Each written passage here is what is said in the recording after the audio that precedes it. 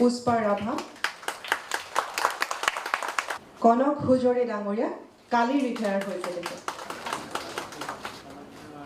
অনিতা বুঢ়াগোহাঁই ফুকন আৰু শকুন্তলা দেৱী, দেৱানন্দ দত্ত আৰু মীনা পল।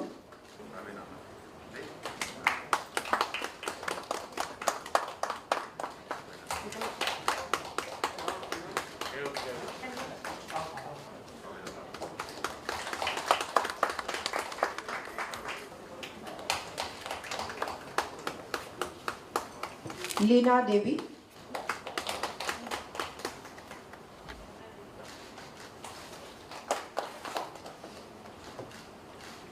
তাৰপিছত অনিমা কলিতা বৈৰাগী আৰু পূৰবী পাটগিৰি আহিব লাগে।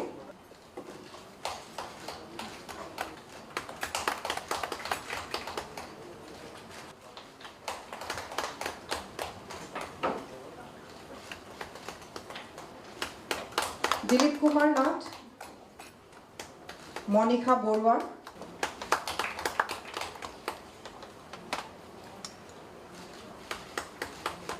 কালি তেখেতে অৱসৰ লৈছে।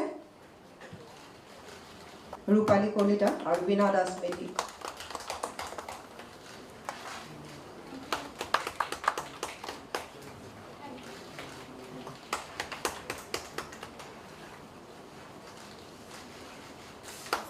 আমি আটাইলৈ অভিনন্দন জনাইছোঁ, লগতে উজ্জ্বল ভৱিষ্যত কামনা কৰিছোঁ। জয় জয়তী আজি অনুষ্ঠানত উপস্থিত থকা আপোনালোক সকলোৰে প্ৰতি মই মোৰ গভীৰ শ্ৰদ্ধা জ্ঞাপন কৰিছোঁ আৰু পেঞ্চন বিভাগৰ মন্ত্ৰী ফণীভূষণ চৌধুৰী আৰু ভি ভাস্কৰ, ইয়াত উপস্থিত সকলো বিষয়া কৰ্মচাৰীক ধন্যবাদ জনাইছোঁ যে আপোনালোকে সুন্দৰ এটি ব্যৱস্থা অসম চৰকাৰৰ হৈ খুব কম দিনৰ ভিতৰত সম্ভৱ কৰি তুলিলে আৰু পাইলট প্ৰজেক্ট হিচাপে কামৰূপ মেট্ৰ'ত ইয়াৰ শুভাৰম্ভণি কৰিলে। আমি কৃতজ্ঞতা নামটো শ্ৰদ্ধা সহকাৰে ভক্তিভাৱেৰে আমি দিছোঁ এইবাবে যে আজীৱন যিসকল কৰ্মচাৰী অৰ্থাৎ চাকৰিত যোগদান কৰাৰ পৰৱৰ্তী সময়ত অৱসৰপ্ৰাপ্ত হোৱা সময়লৈকে নিষ্ঠাৰে, আন্তৰিকতাৰে, সততাৰে ৰাইজৰ বাবে সেৱা আগবঢ়াই অৱসৰ লৈছে। তেখেতসকলে সেই আগবঢ়োৱা সেৱাৰ খিনিৰ বাবে আমি তেখেতসকলৰ ওচৰত চিৰকৃতজ্ঞ।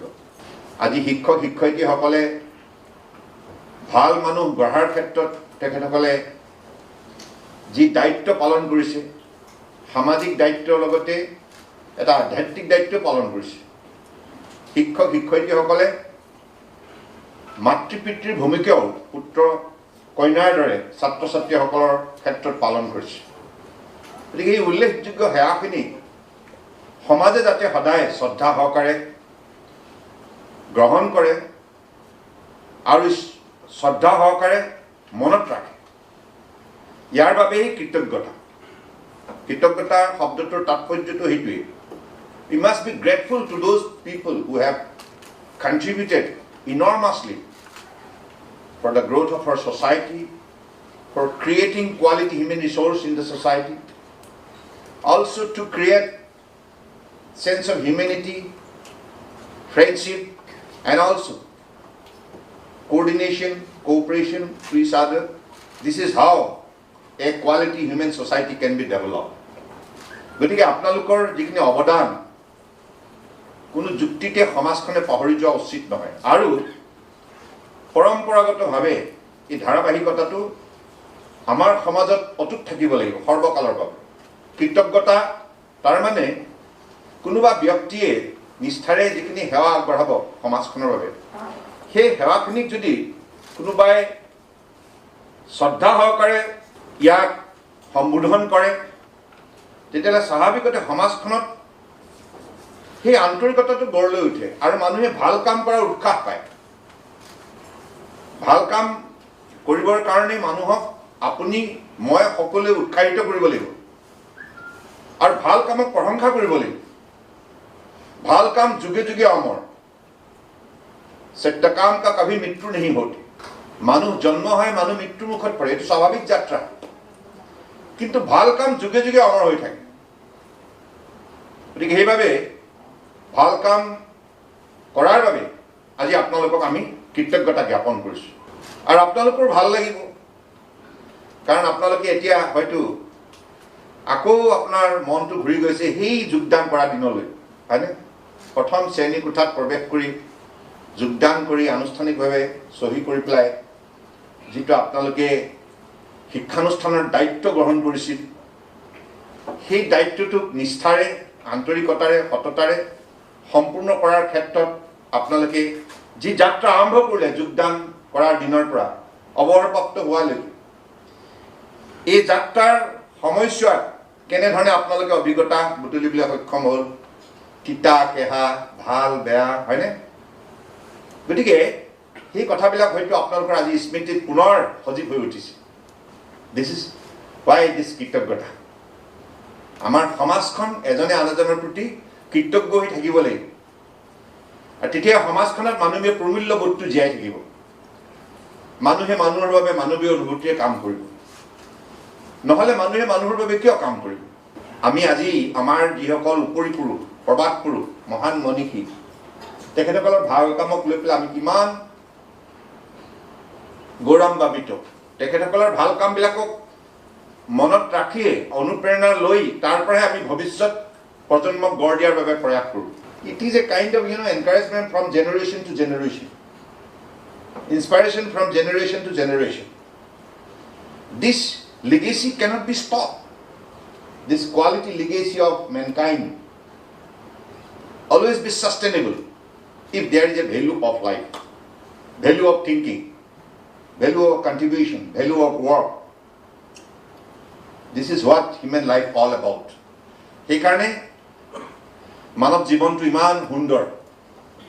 A thing of beauty is joy forever. Rupkonwar Jyotiprasad আগৰৱালাদেৱে মানৱ জীৱনৰ সন্দৰ্ভত যিমানখিনি তেখেতৰ গীত মাত্ৰৰ যোগেদি প্ৰকাশ কৰি গৈছে, বৰ্ণনা কৰি গৈছে, অৰ্থাৎ জীৱনটোক সৰ্বাংগ সুন্দৰ কৰি তুলিব লাগে মানুহে, আৰু সৰ্বাংগ সুন্দৰ কৰি তুলিব লগা হ'লে ভাল কামৰ গৰাকী হ'ব লাগিব, হয়নে? ভাল কাম কৰিলে মনটো ভাল হ'ব আৰু জীৱনটো ভাল হ'ব, আৰু আপোনাৰ ভাল কামক দেখি 10জনে আকৌ তেনেধৰণে আপোনাক অনুকৰণ কৰিব। তেনেধৰণেতো ধাৰাবাহিকতাটো অটুট থাকে। গতিকে মই আজি ভাল পাইছোঁ যে এই কৃতজ্ঞতা, কাৰণ আকৌ পেঞ্চনৰ কাৰণে নতুন এখন সংগ্ৰাম জীৱনত কৰিব লগা, এইটো কম বেদনাদায়ক কথা নেকি? কাম কৰাৰ পাছত পেঞ্চন নীতিগতভাৱে পাব লাগে সময়মতে, কিন্তু আগতে আকৌ আমাৰ ৰাজ্যখনত পূৰ্বতে কি আছিল? পেঞ্চনৰ কাৰণে এখন নতুন সংগ্ৰাম আৰম্ভ কৰিব লাগে। হ'বনে নহয় তাৰ তাকো নাই নিশ্চয়তা, হয়নে? অনিশ্চয়তাৰ মাজত দীৰ্ঘদিন সেৱা আগবঢ়াৰ পাছতো যদি এগৰাকী ব্যক্তি থাকিব লগা হয়, সেইটোৱে মানুহজনক মনোকষ্ট দিয়ে, হয়নে? গতিকে সেইবাবেই যাতে আমাৰ সমাজখন জ্যেষ্ঠ আৰু কনিষ্ঠৰ মাজত আন্তৰিকতাৰে শক্তিশালী ৰূপত গঢ় লৈ উঠে, আৰু সমাজখনে জ্যেষ্ঠ কনিষ্ঠৰ মাজত যিটো ভক্তিভাৱেৰে, শ্ৰদ্ধা ভক্তিৰে সমন্বয় দ্বাৰা সমাজ শক্তিশালী কৰাৰ যিটো যাত্ৰা, সেইটো যাতে অব্যাহত থাকে, তাৰ বাবে কৃতজ্ঞতা। বৰ্তমান যিসকল কাৰ্যনিৰ্বাহ কৰি আছে, যিসকলে অৱসৰপ্ৰাপ্ত হ'ল, এই দুইটা জেনেৰেশ্যনৰ মাজত এটা কানেক্টিভিটি থাকিব লাগিব, নহয়? গতিকে সেইখিনি কথা মই ভাবোঁ যে এই কৃতজ্ঞতা কাৰ্যসূচীটোৱে আগন্তুক দিনত নিষ্ঠাৰে আগুৱাই নিব। আৰু মই আৰু বেছি দীঘলীয়া নকৰোঁ। ইতিমধ্যে সভাখনত মোৰ আহি পলম হোৱাৰ বাবে মই সকলোৰে ওচৰত ক্ষমা বিচাৰিছোঁ অনিচ্ছাকৃতভাৱে। আজি আছাম পুলিচ ডে আছিল, পেৰেডত থাকিব লগা হ'ল, তাৰপিছত আৰু এখন সভা আছে। আপোনালোকে বহু কষ্ট স্বীকাৰ কৰি মই সেৱা জনাইছোঁ আপোনালোকক, শিক্ষক শিক্ষয়িত্ৰীসকলক, কাৰণ আপোনালোকে কিছু সময় ৰ'ব লগা হ'ল। মই আপোনালোক সকলোৰে ঈশ্বৰৰ ওচৰত প্ৰাৰ্থনা জনাইছোঁ, আপোনালোক সদায় নিৰোগী হৈ থাকক, স্বাস্থ্যৱান হৈ থাকক, আৰু যেন আপোনালোকে দুগুণ উৎসাহে সমাজখনৰ প্ৰতি সেৱা আগবঢ়াই যাওক, দিহা পৰামৰ্শ দি যাওক, আমাকো দিহা পৰামৰ্শ দি যাওক, হয়নে? তেনেধৰণে আমি এজনে আন এজনক সহযোগিতাৰ মানসিকতাৰে সমাজখনত সমন্বয় হেতু নিৰ্মাণ কৰিব লাগিব। বৰাক ব্ৰহ্মপুত্ৰ পাহাৰ ভৈয়াম একাকাৰ কৰি পেলাই এইখন অসমৰ সৌন্দৰ্য আৰু শক্তিশালী ৰূপত গঢ় দিব লাগিব। সমাজখনৰ মাজত শান্তি সম্প্ৰীতি ভাতৃত্ববোধ বন্ধুত্ব সকলো সময়তে জীয়াই ৰাখিব লাগিব। এইখিনি আমাৰ সকলোৱে দায়িত্ব থাকিব আৰু এই দায়িত্ব আমি নিষ্ঠাৰে পালন কৰি যাব লাগিব। এইখিনি কথাকে কৈ মই পুনৰবাৰ সকলোৰে প্ৰতি শ্ৰদ্ধা আৰু কৃতজ্ঞতা জ্ঞাপন কৰি মোৰ বক্তব্য সামৰিলোঁ। ধন্যবাদ। জয় আই অসম, জয় হিন্দ।